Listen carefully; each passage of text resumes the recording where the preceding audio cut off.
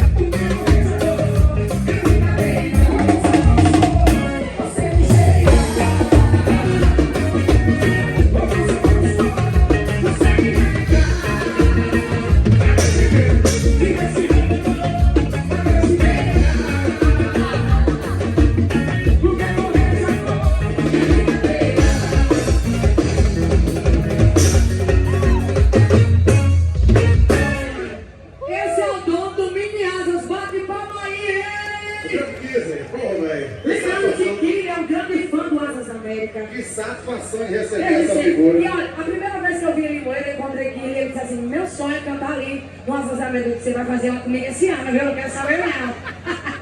Não, e quando ele me marcou no Instagram, mostrando ele trabalhando o início e o passo a passo, ele fazendo esse trio aí, meu irmão, é louco, velho. Viu aí, Mas Marcos? perfeito. O cantor do Minhasas, que o Minhasas tem. O cara é artista, cantor. Você pode ser cantor, você canta na Pedra de Pedra. Um paizão, viu? Cantor, pai, ator, produtor musical. Então valeu, irmão, a satisfação e... Desse ele que ele é completo. Vamos fazer o seguinte, vamos cantar um frevo comigo? Você consegue? É o cantor de frevo da orquestra do Recife? Vamos fazer o seguinte, vamos para cima de sombrinha? Bora. Dá pra fazer? Vamos embora. Menino, quero ver se tem a passagem aqui mostrar na minha rede social. O que honra tá nessa banda, Júnior Escola, Guia, Lana, Dália, Salmir, Almeida, percussão, não com a areia, Petrúcio. Prazer mesmo estar com vocês aqui, viu? Pierinho! Essa galera que acompanha